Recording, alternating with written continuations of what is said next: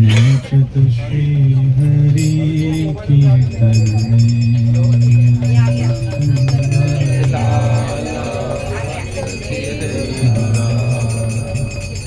नाचत श्री हरि कीर्तन सुंदर नाचत श्री हरि सुंदर लाला सचेतुला नाचत श्री हरि कीर्तन भाले चंदन तिलक मनोहर भाले चंदन तिलक मनोहर भाले चंदन तिलक मनोहर भाले चंदन तिलक मनोहर अलक शोभे कपोलन का शोभे कपोलन अलक शोभे कपोलन का शोभे कपोलन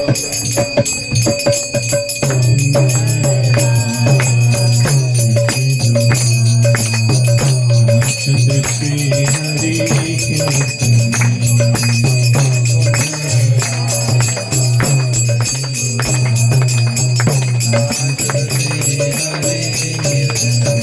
सुंदर नाचत श्री हरि कीर्तन सुंदर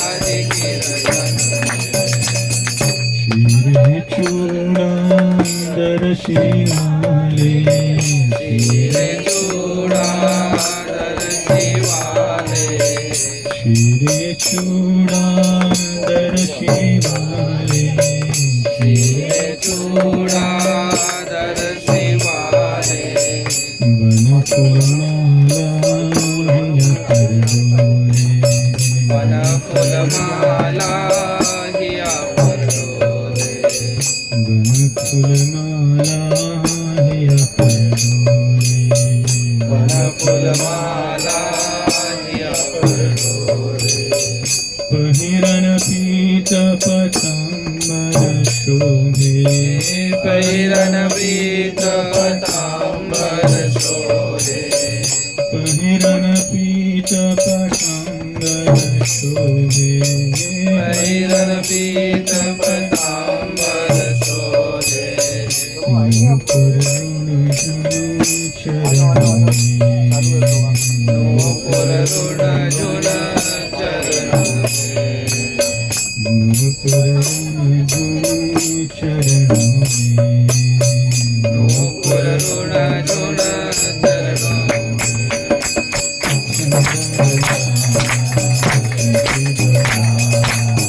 नाचत श्री हरि कीर्तन सुंदर लाला सचेतुला नाचत श्री हरि कीर्तन सुंदर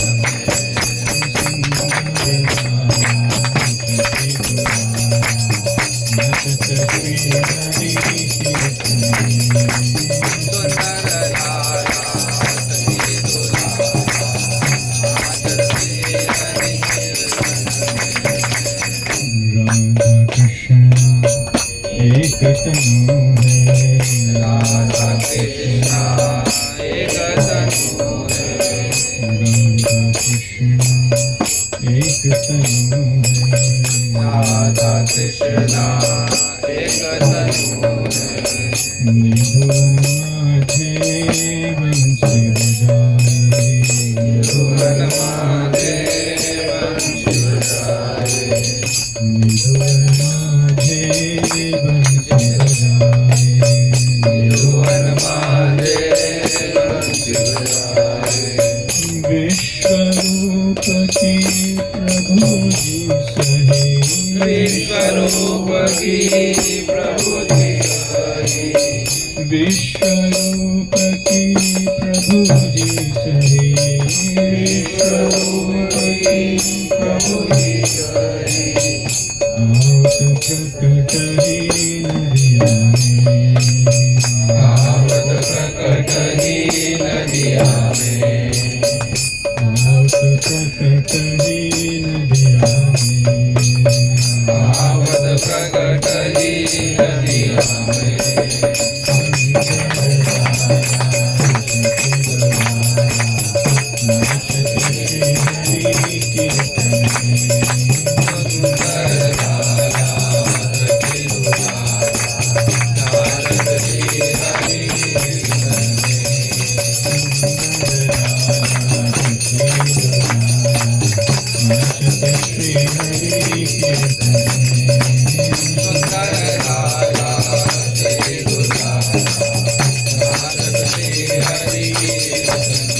कोई गावत है राधा कृष्णा कोई गावत है राधा कृष्णा कोई गावत है राधा कृष्णा कोई गावत है राधा कृष्णा कोई गावत है हरि गुणगान कोई गावत है हरि गुणगान कोई गावत है हरि गुणगान कोई गावत है हरि गुणगान मंगलतान मृदंग रसाल मंगलदान मृदंग रसाल मंगलतान मृदंग रसाल मंगलदान मृदंग रसाल बाजत है कोई रंगन में बाजत है कोई रंगन में बाजत है कोई रंगन में बाजत है कोई रंगन में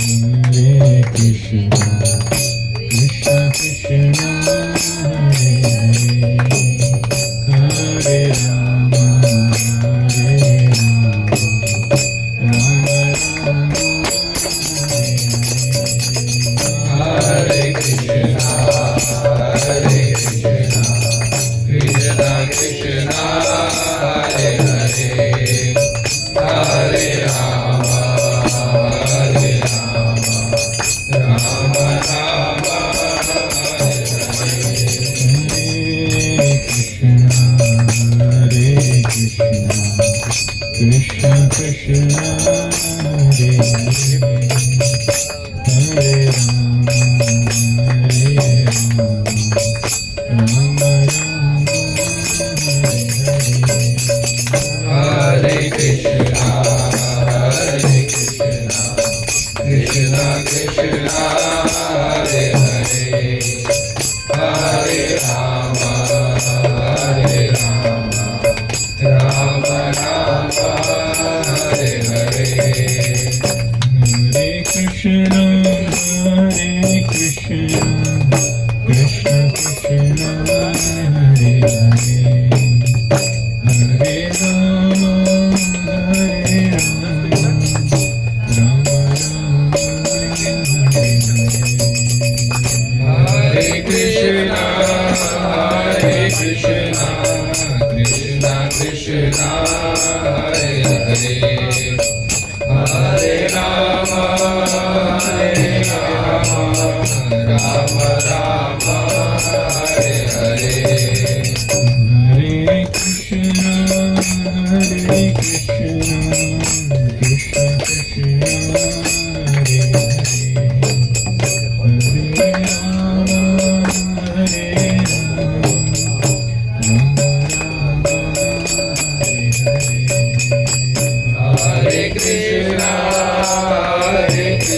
Krishna Krishna Hare Hare Hare Rama Hare Rama Rama Rama Hare Hare Hare Krishna Krishna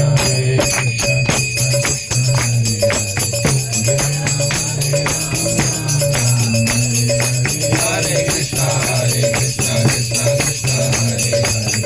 Hare Rama Ram Ram Hare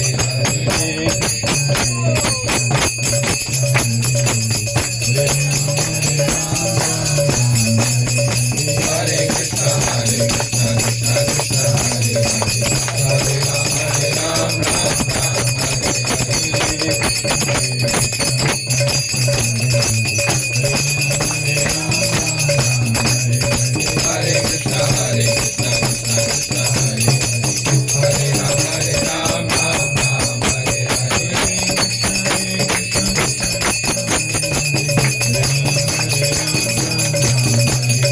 Hare Krishna Krishna Krishna Hare Hare Hare Rama Ram Hare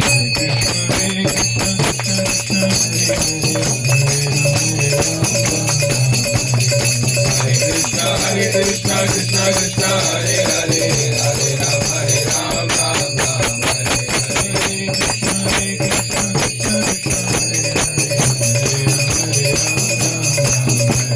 Hare Hare Krishna Krishna Krishna Hare Hare Hare Ram Ram Hare Hare Hare Krishna Krishna Krishna Hare Hare Hare Ram Ram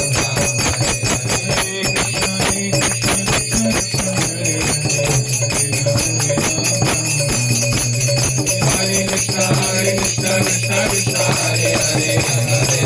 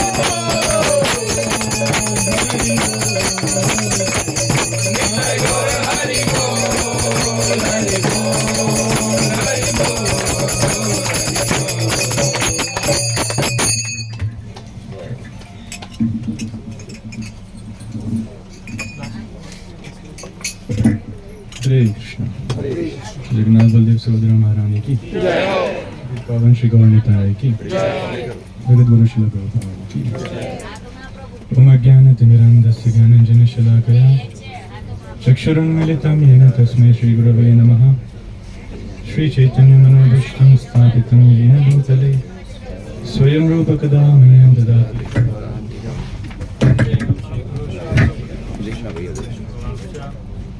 वन्देऽहं श्रीगुरु श्रीयुतपदकमलं श्रीगुरुं वैष्णवांश्च श्रीरूपं साग्रजातं सहगणरघुनाथान्वितं तं सजीवं साद्वैतं सावधूतं परिजनसहितं कृष्णचैतन्यदेवं श्रीराधाकृष्णपादान् सहगणललिता श्रीविशाखान्वितांश्च नमो विष्णुपादाय कृष्णपृष्ठाय भूतले श्रीमते भक्तिवेदान्त स्वामिनिति नामिने नमस्ते सरस्वती देवी गौरवाणी प्रचारिणे निर्विशेष शून्यवादी पाश्चात्यदेशतारिणे हे कृष्ण करुणा सिंधु दीनबंधु जगत्पते गोपेश गोपिका कांत राधा कांत नमस्तुते तप्त कांचन गौरांगी राधे वृंदावनेश्वरी कृष्णानुसुते देवी प्रणमामि हरिप्रिये वाञ्छाकल्पतरुभ्यश्च कृपा सिन्धुभ्येव च पतितानां पावनेभ्यो वैष्णवेभ्यो नमो नमः।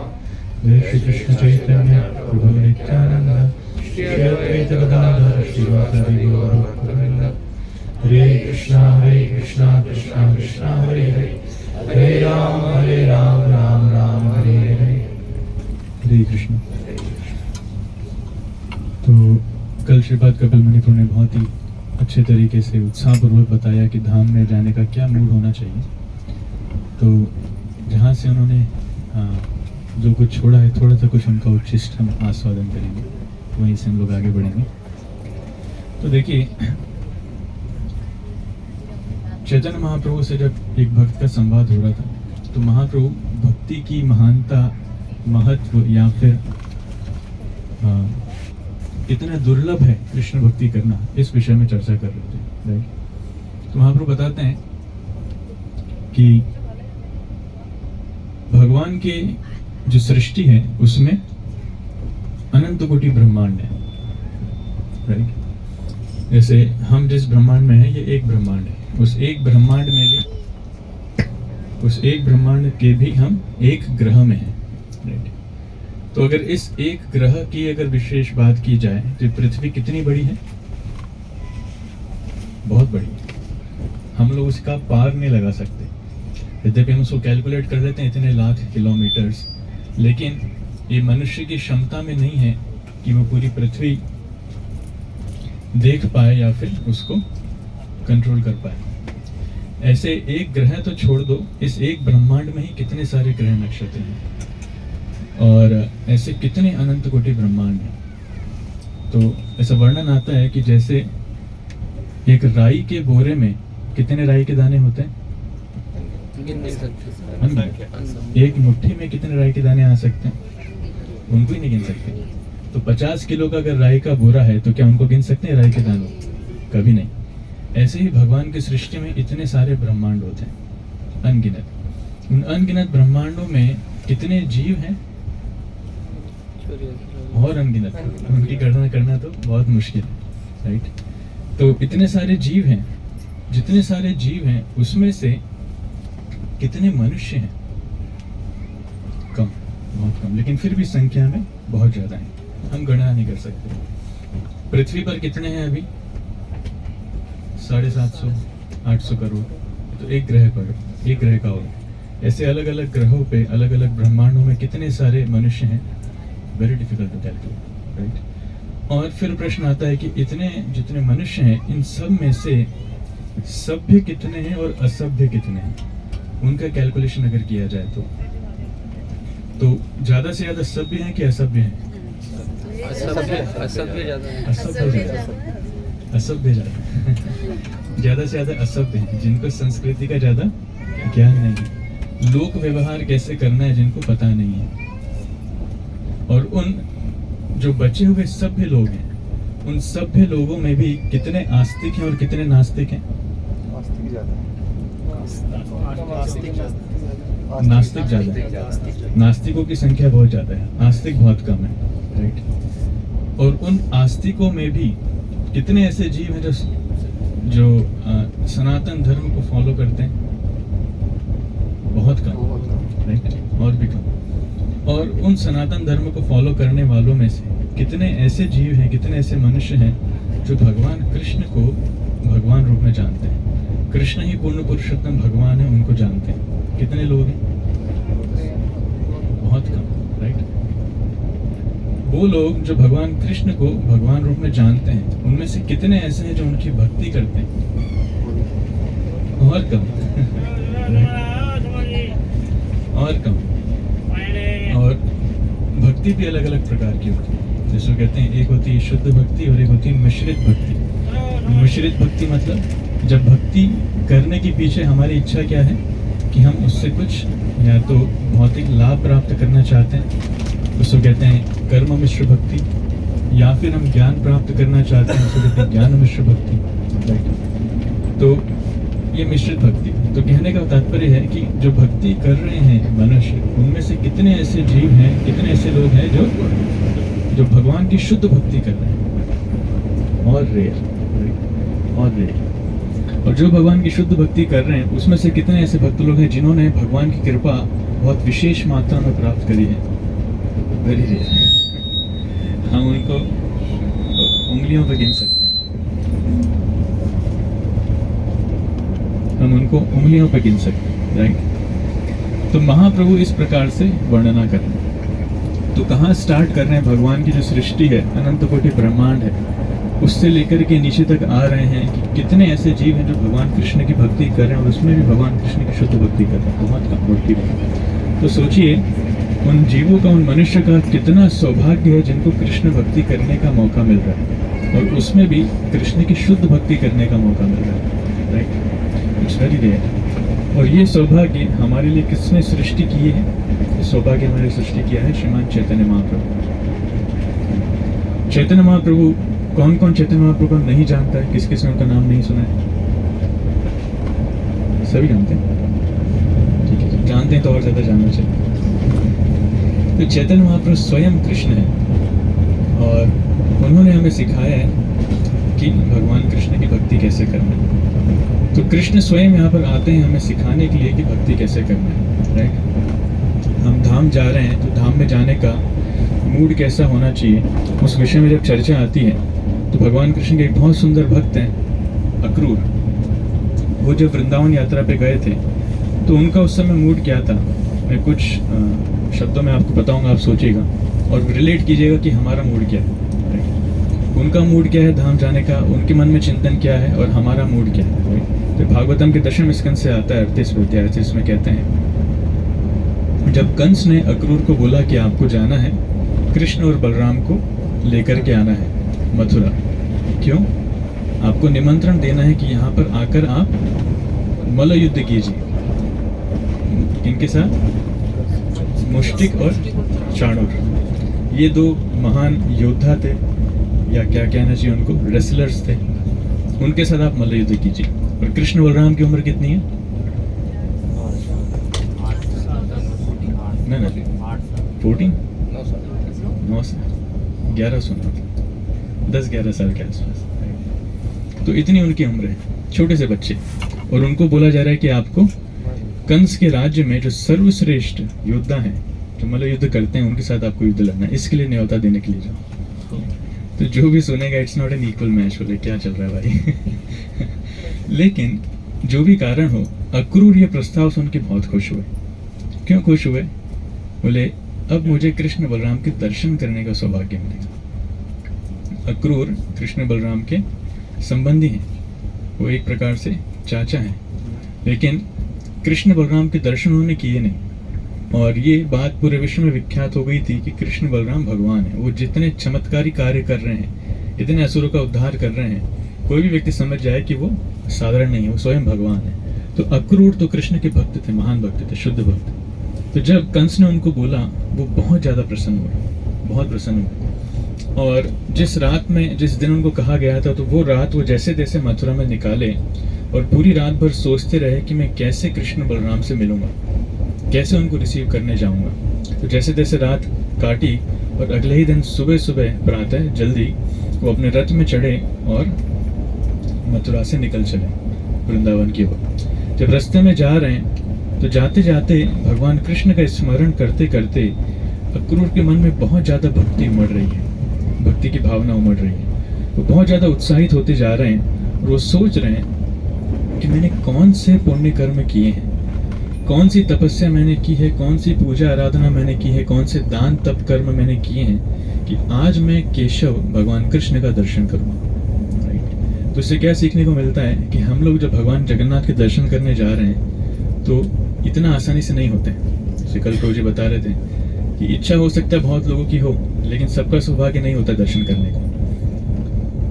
जिसके ऊपर भगवान की कृपा है, वो भगवान के दर्शन कर सकता है। तो कोई टिकट करने के बाद भी नहीं जा सकता और फिर बिना टिकट के भी चले जाता है।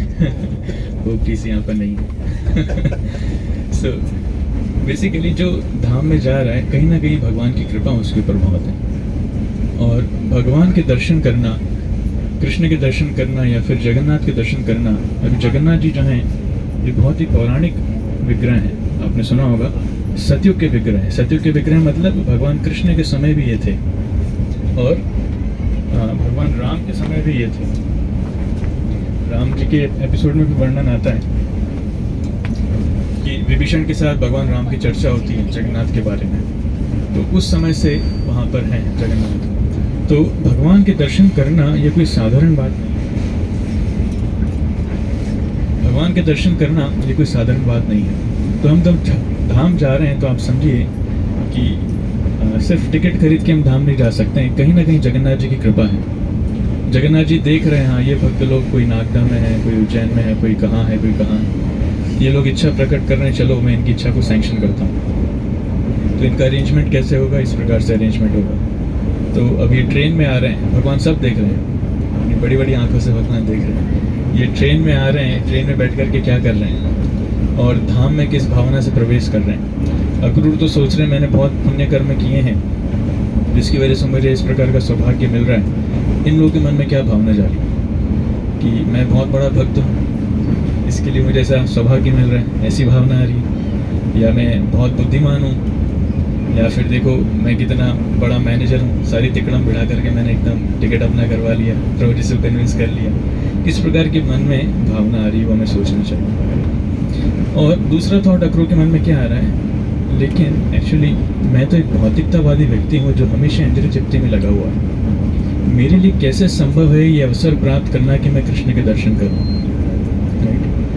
और कृष्ण जो उत्तम श्लोक जो नाम से जाने जाते हैं, और मैं तो एक शूद्र परिवार में जन्म लिया हूँ, मेरे लिए तो वैदिक मंत्रों का उच्चारण करना भी बहुत मुश्किल है। तो इस प्रकार के विचार वो रख रहे हैं। तो मेरे जैसा पतित जीव कैसे भगवान के दर्शन कर सकता है?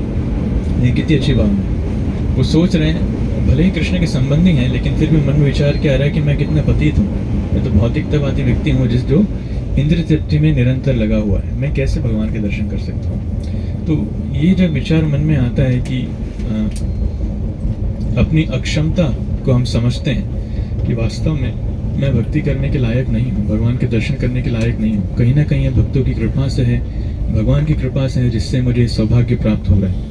इस प्रकार से जब हम अपने आप को समझते हैं तो वो हमारे लिए एक बहुत बड़ी योग्यता बन जाता है। आगे अक्रूर कह रहे हैं कि मैं तो बहुत पापी हूँ, मैंने बहुत सारे पाप कर्म किए हैं, लेकिन आज अगर मैं भगवान कृष्ण के दर्शन कर पाता हूँ तो मेरे सभी पापों का नाश हो जाएगा। तो उसी प्रकार से भगवान जगन्नाथ के दर्शन करना, जैसे गंगा में स्नान करने से पापों का नाश हो जाता है, ऐसे भगवान के दर्शन करने से भी पापों का नाश हो जाता है। लेकिन ये निर्भर करता है हमारे मन में भावना कितनी है। जिस भावना से हम दर्शन करेंगे उतनी मात्रा में पापों का नाश होगा। अगर मन में वैसी भावना नहीं है, जैसे एक बार एक व्यक्ति आता है तो उसके परिवार वाले सभी अंदर जाते हैं दर्शन करने के लिए, लेकिन वो बाहर खड़ा रहता है। तो एक भक्त उनसे पूछते हैं आप नहीं जा रहे दर्शन करने? मैंने तो कर लिए, पिछले साल आया था, मैं पिछले साल ही करके चला गया। तो इस साल नहीं करेंगे? बोले नहीं काफ़ी है, पिछले साल हो गए, उतना ही काफ़ी।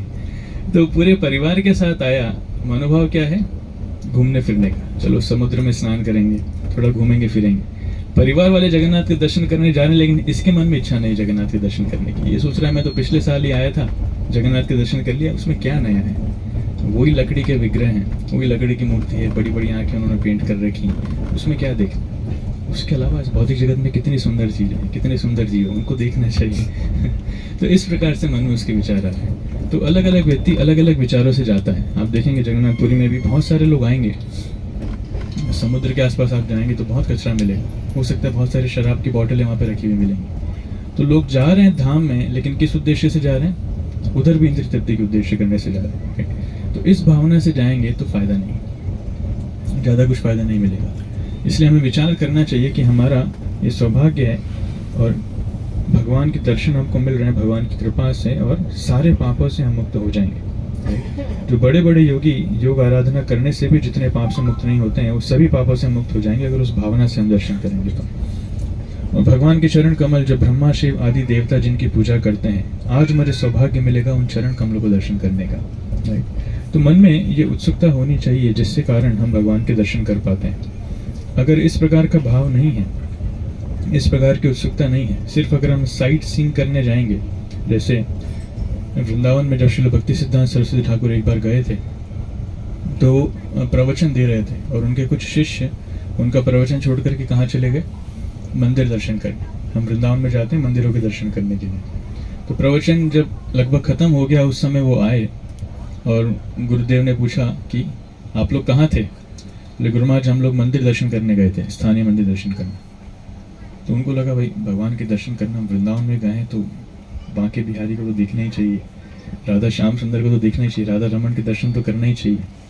तो उनके गुरुदेव कहते हैं श्रील भक्ति सिद्धांत सरस्वती ठाकुर कि अपने गुरु के प्रवचनों को छोड़ करके अगर कोई भगवान के दर्शन करने जाता है तो ये आंखों के लिए अच्छी एक्सरसाइज है। इससे और कुछ लाभ नहीं, थोड़ी सी आंखों की एक्सरसाइज हो जाएगी, और कुछ लाभ नहीं। क्यों? क्योंकि भगवान को हम हमारी आंखों से नहीं देख सकते, भगवान को कहाँ से देख सकते हैं? कानों से। तो भगवान के विषय में हमको सुनना पड़ेगा, महान भक्तों से सुनना पड़ेगा, गुरु से सुनना पड़ेगा, तब हमें समझ में आएगा कि भगवान वास्तव में है कौन। तो ये जो हमारा सौभाग्य है, ये सौभाग्य हमारी सृष्टि किया है श्रीमान चैतन्य महाप्रभु ने। और आप सभी जानते हैं चैतन्य महाप्रभु का आने का एकमात्र उद्देश्य यही था कि जीव को सिखाएं कि भक्ति करना कैसे। और जगन्नाथपुरी धाम हमारे लिए विशेष इतना है, इसलिए है, जगन्नाथ तो वहाँ पर है ही सही, लेकिन श्रीमान चैतन्य महाप्रभु ने भी अपने निवास के लिए जगन्नाथपुरी धाम को ही चुना। चैतन्य महाप्रभु इस धरा पर 48 साल रहे, जिसमें से 24 साल चैतन्य महाप्रभु रहे बंगाल में, नदिया में, मायापुर, और बाकी 24 साल में से 6 साल महाप्रभु प्रचार के लिए भ्रमण करते रहे। बेस उनका जगन्नाथपुरी ही था, और 18 साल महाप्रभु जगन्नाथपुरी में एक ही घर में रहे जिसका नाम था गंभीरा। उसमें भी विशेष करके एक कमरा है, उसमें चैतन्य महाप्रभु रहते थे, राइट। तो महाप्रभु क्यों जगन्नाथपुरी में रहे, इसका भी विशेष कारण है। महाप्रभु जाना तो चाहते थे वृंदावन, लेकिन संन्यास लेने के बाद जब अपनी माता से मिले तब उनकी माता ने अनुरोध किया कि ज़्यादा दूर मत रहो, नज़दीक ही कहीं रहो, जगन्नाथपुरी में रह सकते हो।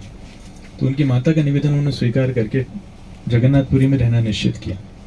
और साथ ही साथ एक विशेष प्रयोजन भी था कि जगन्नाथपुरी में रह कर के विरह की भावना में भक्ति करना काफ़ी आसान है।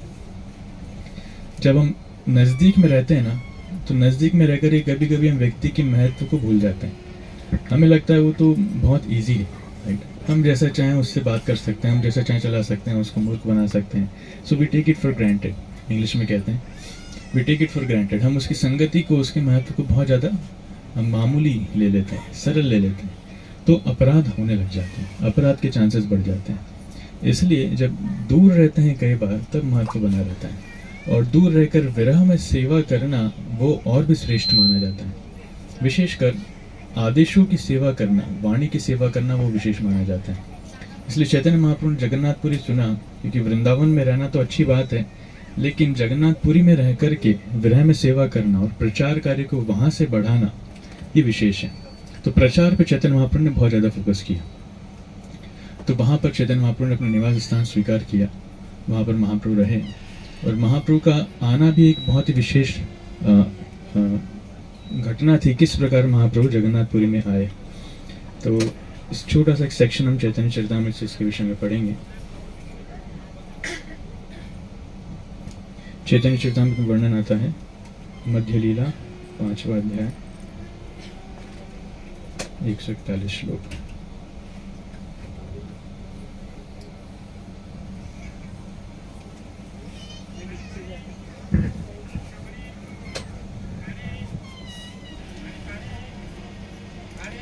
तो महाप्रभु जब उनकी माता ने बोला कि आप जगन्नाथपुरी जाइए, फिर से भ्रमण करते करते बंगाल से चलते चलते महाप्रभु जगन्नाथपुरी आ रहे हैं।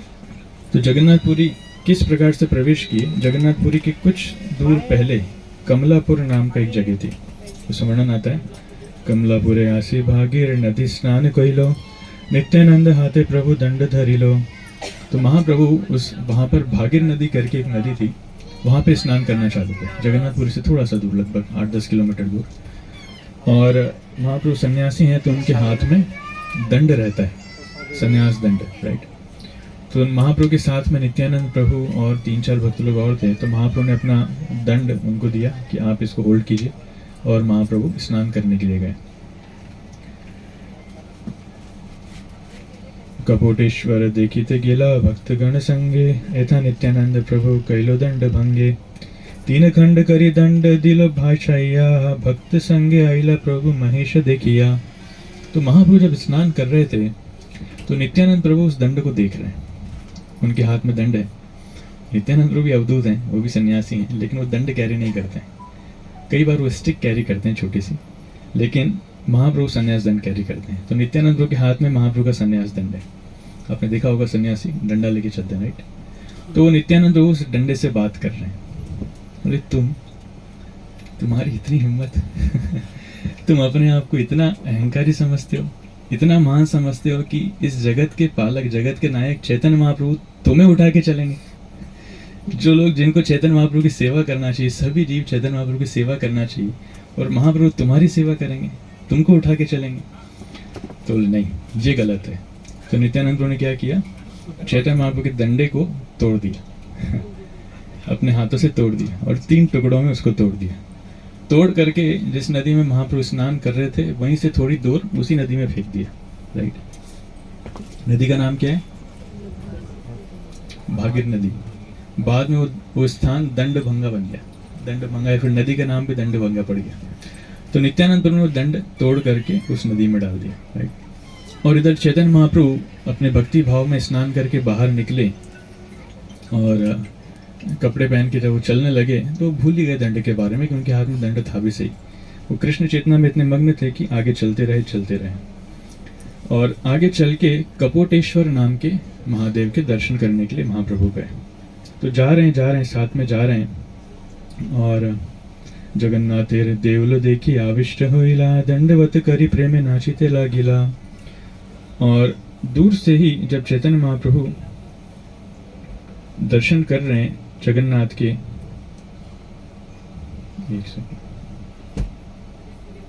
तो महादेव के दर्शन करके वो आगे बढ़े और पैदल चलते जा रहे हैं, और बहुत दूर से उनको जगन्नाथ मंदिर का शिखर दिखाई दिया, चक्र दिखाई दिया। जैसा प्रभु जी बता रहे थे कि जगन्नाथ का चक्र देखने का फायदा है कि जितना दर्शन लाभ हमें जगन्नाथ से मिलता है, भगवान के चक्र को देखने से ही उतना दर्शन लाभ मिलता है। ऐसा माना जाता है कि चक्र के दर्शन अगर आपने कर लिया, इसका मतलब जगन्नाथ के दर्शन आपने कर लिए। तो जगन्नाथ का जो चक्र है वो पुरी में लगभग हर जगह से दिखता है, कहीं से भी आप चक्र को देख करके प्रणाम कर सकते हैं। तो महाप्रभु ने बहुत दूर से वो देखा, और वहीं से महाप्रभु ने दंडवत प्रणाम किया। हम भी जब उतरेंगे स्टेशन से तो सबसे पहले हमको धाम को दंडवत प्रणाम करना चाहिए, राइट। उतरते ही सबसे पहले धाम को दंडवत प्रणाम करना चाहिए, उसके बाद आगे जाना चाहिए, और जहां हमको दिखे चक्र दिख जाए वहीं दंडवत प्रणाम करना चाहिए, कि वो जगन्नाथ के दर्शन वहां पे हो रहे हैं। और दंडवत प्रणाम करके महाप्रभु उठे, और महाप्रभु प्रेमावेश में आ गए और नाचने लगे, नाचिते लागे। भक्तगण आविष्ट होइया, सबे नाचे गाय, प्रेमावेशे प्रभु संगे राजमार्गे जाए। तो सभी भक्त लोग जो महाप्रभु के साथ थे सभी आविष्ट हो गए, और सभी नाच रहे हैं, गा रहे हैं। एंटर कैसे कर रहे हैं, कीर्तन करते करते एंटर कर रहे हैं।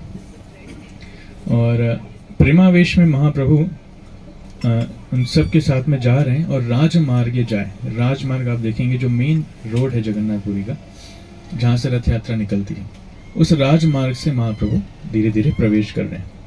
हासे कांदे नाचे प्रभु हुंकार गर्जन, 3 क्रोश पथ होइलो सहस्र योजन। तो महाप्रभु इतने उन्मादित हो चुके हैं कि महाप्रभु हंस रहे हैं, रो रहे हैं, नृत्य कर रहे हैं, और हुंकार कर रहे हैं, चिल्ला रहे हैं। और ऐसे करते करते मंदिर लगभग 6 मील दूर था। उस समय तो इतनी सारी बिल्डिंग्स नहीं थी, तो बहुत दूर से दिखता था। तो 6 मील दूर था, 6 मील लगभग 9-10 किलोमीटर दूर था।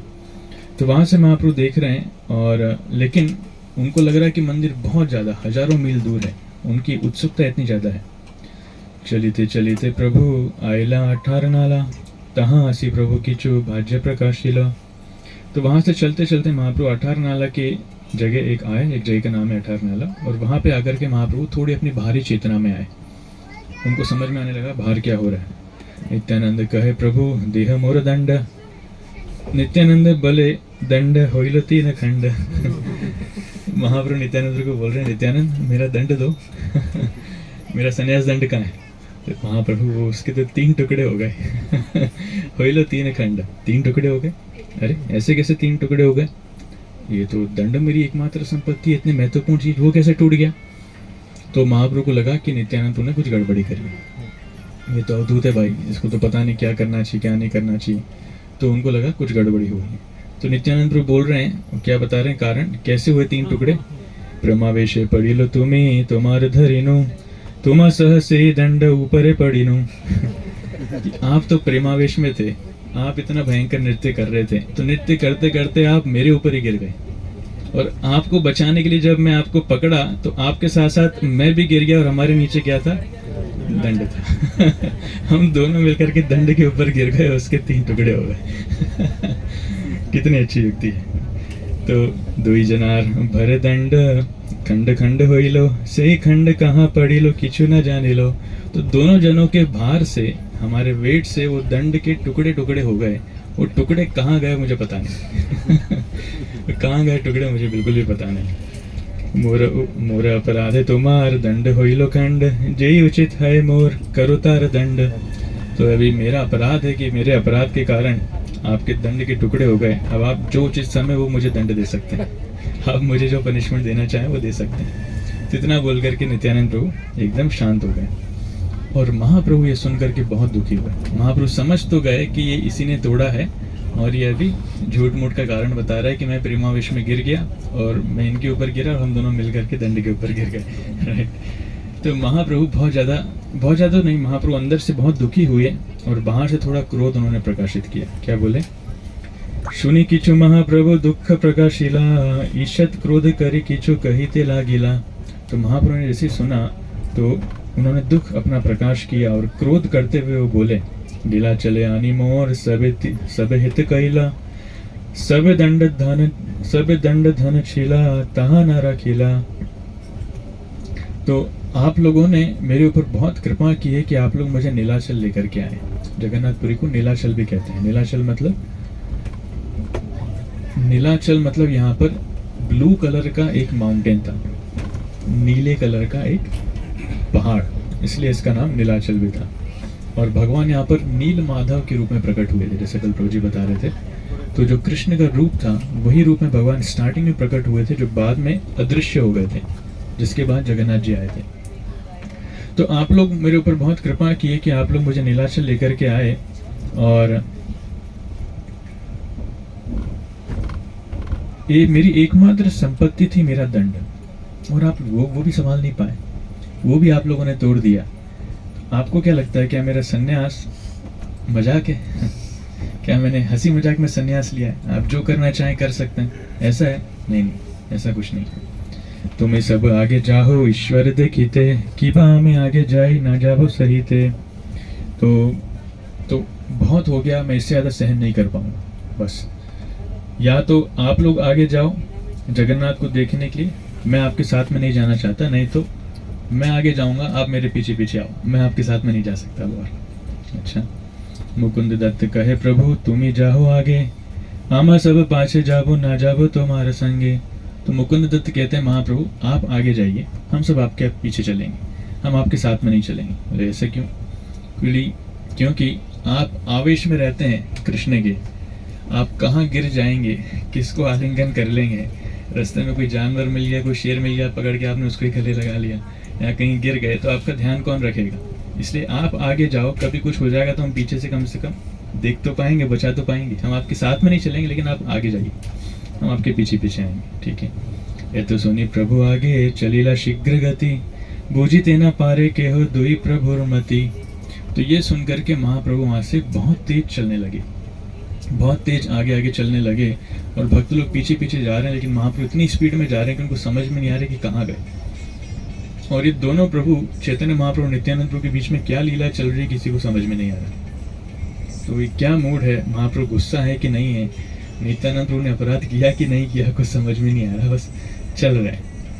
यो कहने दंड भांगे तेहो कहने भांगाए, भांगा या क्रोधे तेहो इहा के दोष आए। तो इन्होंने तो दंड तोड़ा है, और उन्होंने उनको तोड़ने दिया भी सही। कहीं ना कहीं जो भी नित्यानंद प्रभु कर रहे हैं वो तो भगवान को पता ही है ना क्या होने वाला है। तो ये क्यों महाप्रभु ने उनके हाथ में दिया, क्यों इस प्रकार की लीला हुई, कहीं ना कहीं अगर ये हुई है तो उसमें जरूर महाप्रभु का सैंक्शन है। तो महाप्रभु की इच्छा के अनुरूप हुई है। जब उन्होंने तोड़ दिया तो फिर ये क्रोध कर रहे हैं। तो क्रोध कर रहे हैं तो इनका दोष है कि नहीं है, कुछ समझ में नहीं आ रहा है। तो क्या लीला है भक्तों को समझ में नहीं आ रही। दंड भंग लीला आई परम गंभीर, सही बुझे दुहार पद जार भक्ति धीर। तो ये महाप्रभु की जो लीला है ये बहुत गंभीर है और सिर्फ वही भक्त लोग समझ सकते हैं जो भक्ति में बहुत ज्यादा सुदृढ़ है, धीर है।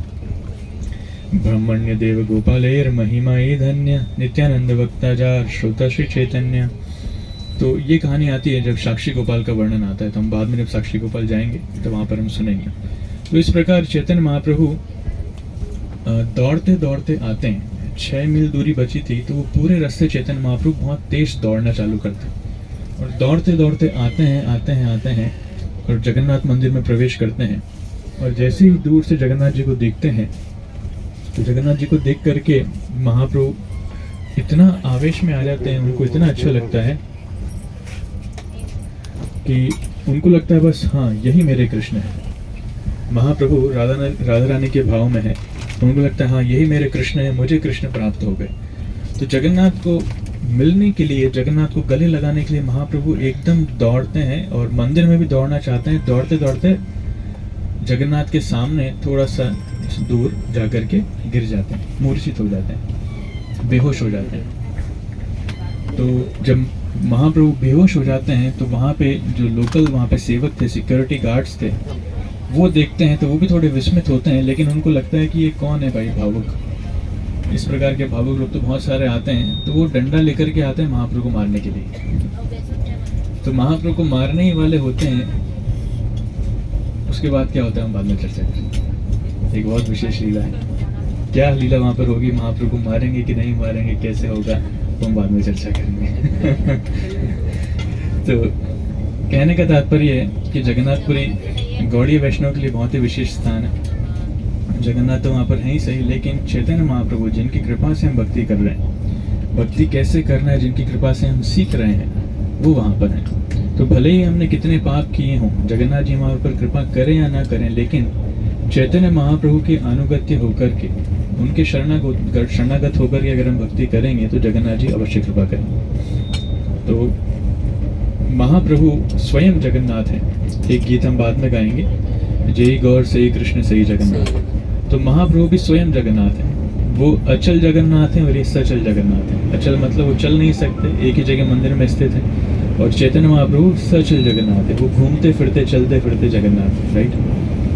तो किस प्रकार से जगन्नाथ की भक्ति हमें करना है वो स्वयं चैतन्य महाप्रभु ने सिखाया। इसलिए उनके सिखाए हुए मार्ग पर चलकर के अगर कोई भक्ति करता है, अगर जगन्नाथ के कोई दर्शन करना चाहता है, जगन्नाथ को प्राप्त करना चाहता है, तो उसको गारंटी है हाँ कि हाँ वो भक्ति में आगे बढ़ेगा, उसको जगन्नाथ की कृपा अवश्य मिलेगी। तो इसलिए हम महाप्रभु के ऋणी हैं। और महाप्रभु का एक नाम है पतित पावन। जो जितना ज़्यादा पतित है, जितना ज़्यादा पापी है, महाप्रभु उसका सबसे पहले उद्धार करते हैं। अगर वो अच्छे से शरण ले तो महाप्रभु उसका सबसे पहले उद्धार करना चाहते हैं। जगन्नाथ का भी नाम है पतित पावन।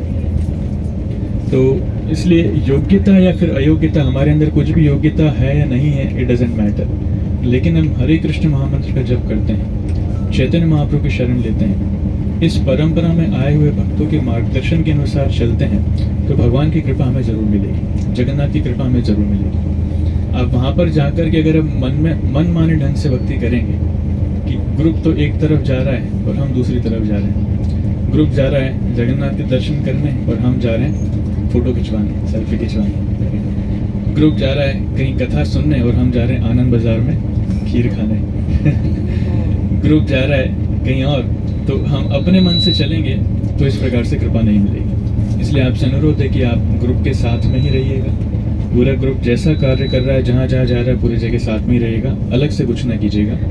और वैसे भी जगन्नाथ मंदिर के अंदर मोबाइल वगैरह आपको लेकर के जाने नहीं देंगे। तो अगर आप भटकना नहीं चाहते हैं, गुम होना नहीं चाहते हैं, क्योंकि वहाँ पे कोई हिंदी नहीं बोलता, वहाँ पे सब उड़िया बोलते हैं न हिंदी बोलते हैं न इंग्लिश बोलते हैं।